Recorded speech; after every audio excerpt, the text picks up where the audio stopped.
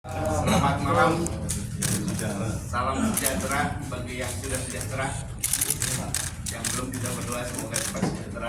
Jadi saudara sekalian, malam ini kami itu mau ngopi sama Pak Billy dan teman-teman.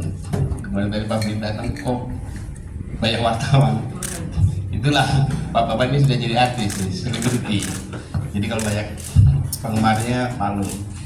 Jadi saudara sekalian, tadi kita ngobrol dengan Pak Billy, kita tanya-tanya soal yang tadi sore ya, soal pra pengadilan. Saya bilang nanti Pak Billy jelasin aja pada teman-teman karena banyak yang salah mengutip. Jadi yang sesungguhnya itu bukan ditolak, jadi soal lain. Jadi saya kira nanti penjelasannya Pak Billy langsung. Kemudian mengenai kenapa saya ada di sini dengan Pak Billy. Itu lebih menarik, teman-teman. Jadi saya koordinator Gerakan Indonesia Bersih, sangat anti korupsi. Selama ini sejak Cicak Buaya kita bekerjasama dengan KPK. Tapi hal yang paling menarik itu ketika Pak Billy memimpin KPK. Kita mengadukan anak-anak Joko Widodo, Gibran Kaisang dengan teman Ubed. Saya berpikir bahwa ini akan segera ditolak sama Pak Billy, ternyata enggak. Terus mau Pak Billy malah diperdalam, dia skemanya diperjelas. Kemudian yang kedua, menjelang running pemilu ini ada isu untuk penangkapan Anies Baswedan. Kita pesan lewat WA, Pak Billy harap profesional. Kalau ada masalah silahkan diselesaikan, kalau tidak ada masalah jangan diadakan. Dan kemudian alhamdulillah Anies Baswedan bersama Muhammad sudah terdaftar dari Capres dan Cawapres. Nah saya menduga jangan-jangan soal ini Pak Billy menjadi masalah sekarang ini bermasalah, jadi saya merasa berdosa bahwa Pak Billy dalam kemelut politik. Karena di luar itu sih tidak ada masalah. Karena kalau pernah ditanya juga sama teman-teman bagaimana soal kasusnya Pak Billy, saya bilang kalau toh benar, kalau ini hubungannya baik dengan presiden pasti gak ada masalah, pasti diamankan. Nah kenapa ini tidak, pasti ada masalah. Dan saya menduga dua hal itu. Pertama soal tidak menjalankan perintah untuk mentersangkakan Anies. Yang kedua tidak menutup, tidak mengclose kasus anak presiden yang kita adukan bersama Bundalah Badrun. Nah sehingga saya secara moral memang harus bertanggung jawab untuk persoalan ini. Jadi alhamdulillah semangat anti korupsi masih tetap jalan, dan kita harap ini tetap berjalan karena dari kasus ini juga ada kekuatan di luar ini Pak Billy yang ingin kasus ini seolah-olah KPK memang tidak perlu dan ingin dibubarkan. Nah ini blunder selanjutnya. Jadi sebelum berlanjut ke yang lain-lain, saya kayak Pak Billy aja, Pak Billy jelasin soal yang tadi petang itu. Selamat malam rekan-rekan semua ya. Saya tentu malam hari ini sebenarnya mau ngopi bareng. Tahu-tahu di Cafe Timur ini memang adalah tempat bersejarah bagi saya. Karena tahun 1991 saya pernah di Jakarta Timur. Jadi wilayah ini adalah tidak asing bagi saya. Dan malam hari ini berterima kasih kepada rekan-rekan semua yang bisa hadir. Saya sangat kaget, kok kenapa jadi ramai begini? Padahal saya janji cuma Pak Teguh sama kawan saya dari Aceh, nggak ada yang lain. Tapi apapun yang terjadi, tentu tidak ada secara kebetulan. Bahkan juga kadang terjadi tidak direncanakan. Malam hari ini saya tidak bisa memilih. Kenapa saya duduk di tengah di antara Mas Adi sama kawan saya Akhirudin dari Aceh, dan paling ujung ada Mas Alif Gunawan dan Pak Teguh bersama rekan-rekan semua. Itu karena kehendak Tuhan. Termasuk kawan-kawan yang malam harinya hadir, itu karena kehendak Tuhan. Kehendak Allah SWT sehingga kita bisa ketemu malam ini. Jadi yang pertama yang bisa saya sampaikan. Yang kedua, kalau tadi disampaikan oleh Mas Adi itu adalah tanggung jawab Mas Adi sendiri. karena tidak ada kita ingin bicara itu. Saya hanya ingin menyampaikan bahwa saya paham rekan-rekan mengikuti beberapa persoalan yang kita hadapi. Sebagaimana yang saya sampaikan dulu, bahwa proses ini sedang berjalan. Dan tentulah saya banyak berterima kasih kepada rekan-rekan media yang telah memberikan perhatian khusus kepada hal-hal yang terjadi di negara kita. Saya selalu katakan, mencerdaskan kehidupan bangsa itu adalah tanggung jawab kita bersama, termasuk rekan-rekan media. Karena itu, rekan-rekan harus betul-betul mampu mencerdaskan segenap anak bangsa. Saya agak kaget itu mendengar berita hari ini bahwa permohonan Firly ditolak. Saya kaget.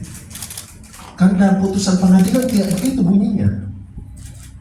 Putusan hakim Pengadilan Negeri Jakarta Selatan menyebutkan mengadili pertama, permohonan pemohon tidak diterima, bukan ditolak, tapi juga tidak dikabulkan. Biasanya kan putusan kedua, ditolak, dikabulkan. Ini ada yang di tengah-tengah, tidak dapat diterima. Penjelasan cukup, saya kira rekan-rekan banyak mengikuti. Tolong ini disampaikan lagi rekan-rekan. Permohonan pra-peradilan saya bukan ditolak, tapi permohonan pemohon tidak dapat diterima. Ini poin pertama. Poin berikutnya, saya menyampaikan kepada Hakim Pengadilan Negeri Jakarta Selatan yang telah bekerja keras, bersusah payah, terus-menerus siang dan malam, kita selalu mengikuti. Seperti yang saya sampaikan di awal, waktu saya memberi penjelasan dengan rekan-rekan media di Mabes Polri, mari kita ikuti proses hukum ini. Karena negara kita adalah negara hukum, Rechtsstaat, bukan negara kekuasaan. Untuk itu tolong kita kawal bahwa negara yang disepakati oleh para pendiri bangsa kita adalah negara kesatuan manusia berdasarkan hukum, Rechtsstaat, bukan Marstat, bukan karena kekuasaan. Itu harus kawal rekan-rekan semua. Dan tentulah kita akan ikuti proses hukum, due process of law. Kita berharap bahwa tidak ada anak bangsa yang terjerumus di dalam opini menghakimi orang. Karena pada prinsipnya penegakan hukum itu harus ada azas praduga tak bersalah, persamaan hak di muka hukum, dan haruslah juga mewujudkan tujuan penegakan hukum, diantaranya kepastian hukum, keadilan, dan kemanfaatan. Tolong tidak ada yang mengembangkan, membangun opini, menghakimi seseorang itu bersalah. Kita patuhi azas praduga tak bersalah, presumption of innocence, bukan praduga bersalah, presumption of guilt. Tolong ini dipahami. Selanjutnya saya juga terima kasih kepada ahli yang telah memberikan keterangan berdasarkan keahliannya. Saya kira ahli yang kami hadirkan cukup menjadi syarat-syarat ahli, karena ahli itu adalah seseorang yang bisa memberikan keterangan berdasarkan keahliannya. Saya tampilkan, saya undang, ada Profesor Dr. Romli Atmasasmita. Beliau adalah pembuat, penyusun undang-undang KPK, undang-undang tidak pidana korupsi. Saya kira nggak ada yang ragu dengan Profesor Romli. Yang berikutnya saya juga hadirkan Profesor Yusril. Semua orang paham siapa Profesor Yusril. Yang berikutnya ada juga Profesor Suparji, Guru Besar Al-Azhar. Ada juga Profesor Dr. Agus Rono. Banyak ahli-ahli yang saya dengar, dan beliau-beliau itu dengan ikhlas.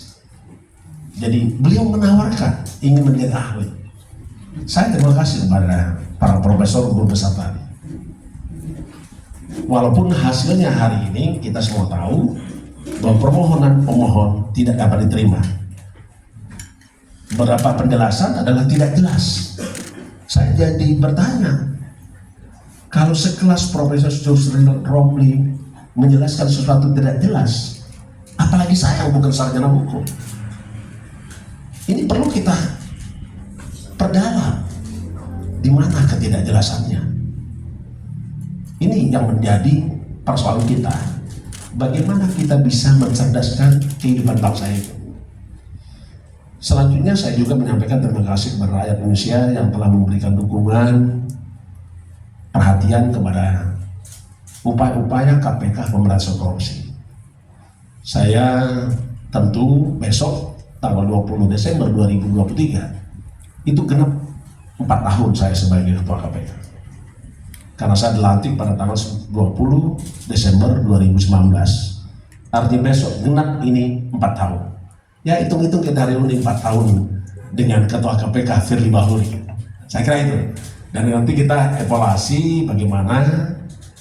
Kalau catatan saya cukup banyak orang yang ditahan oleh KPK selama 4 tahun. Saya ada datanya, nanti saya bisa kasih rekan-rekan semua. Karena ini tidak ada persiapan, jadi mohon maaf saya nggak bisa bawa data.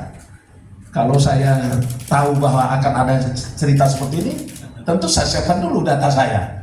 Tapi kurang lebih yang sudah ditahan selama 4 tahun, lebih dari 500 lebih. Dari jumlah 1.600 tersangka selama KPK berdiri. KPK berdiri sejak 2003. Bapak-bapak, ibu-ibu, rekan-rekan sekalian bisa bayangkan. 2003 sampai dengan 2003 berarti 20 tahun. 1.600 orang tersangka, kurang lebih. Sementara selama saya ketua KPK 4 tahun, lebih dari 556 orang yang kita tahan.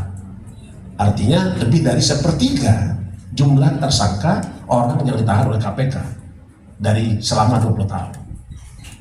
Itu saya kira yang perlu saya sampaikan. Yang berikutnya tentu kita juga paham bahwa mengukur prestasi berhasil atau tidaknya pemberantasan korupsi itu tidak hanya dilihat dari jumlah orang yang ditahan, tapi bagaimana kita bisa ukur tentang kesadaran rakyat Indonesia, penyelenggara negara, siapapun yang mengaku anak bangsa Indonesia, menyadari akan yang disebut dengan perilaku anti korupsi, yang diukur dengan cara indeks perilaku anti korupsi.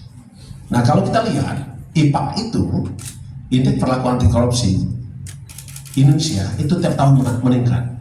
Saya ambil contoh sejak tahun 2019 itu di angka 3,70. 2020 naik 3,78. Tahun 2021 naik 3,83. Tahun 2022 naik di angka 3,88. Mudah-mudahan saya tidak salah. Dan hari ini angka kita indeks perilaku anti korupsi di angka 3,92. Itu yang ingin saya sampaikan, bahwa pengukuran perilaku anti korupsi itu meningkat. Artinya kesadaran masyarakat itu meningkat. Dan itu dilakukan, bisa dicapai karena beberapa program dilakukan oleh KPK. Baik itu melalui pendidikan, pencegahan maupun penindakan. Saya kira itu yang saya sampaikan. Saya tidak ingin yang luar karena saya nggak ada persiapan ini. Jadi kalau datanya saya nggak punya. Ya, itu ya. Terakhir dari saya ada satu yang harus kita pedomani juga adalah bahwa seperti yang sampaikan, saya menyampaikan ucapan terima kasih kepada hakim yang telah memutus suatu persoalan hukum. Dan tentu kita hormati itu, karena sesungguhnya doktrin hukum kita yang kita kenal adalah ius curia novet, bahwa hakim adalah seseorang yang lebih memahami atas perkara yang ditanganinya. Ada juga dokter lain bahwa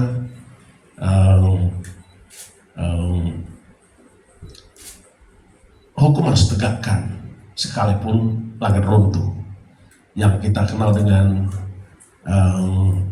res judicata ruat silent. Saya kira itu yang ingin saya sampaikan. Terima kasih. Saya kembalikan kepada Pak Teguh mungkin ini. Baik, terima kasih rekan-rekan semua, Pak Fili, Mas Hadi, Bang Akhirudin, Pak Arif Gunawan. Jadi saya juga sebagai pengelola kafe ini kaget, Pak. Saya dihubungi teman-teman, ada jumpa pers di sini katanya. Saya bilang, kapan ini rencana jumpa pers ini? Ya, tapi memang rencana kita ngopi-ngopi ada, karena Pak Fili juga beberapa kali, karena ini tempat yang historis buat beliau di kawasan ini. Jadi sering main ke sini. Jadi memang acara kita malam ini ya kita mau ngopi saja, kawan-kawan. Kebetulan bersamaan dengan pembacaan putusan pra peradilan. Nah, kira-kira begitu. Ya, saya tidak ada keterangan tambahan lain, ya, Mas Adi ya. Ya, baik. Terima kasih semuanya. Pak Fili, terima kasih. Bang Akhirudin besok pulang ke Aceh jam 11. Mesti istirahat cukup malam ini. Ya, baik. Assalamualaikum warahmatullahi wabarakatuh.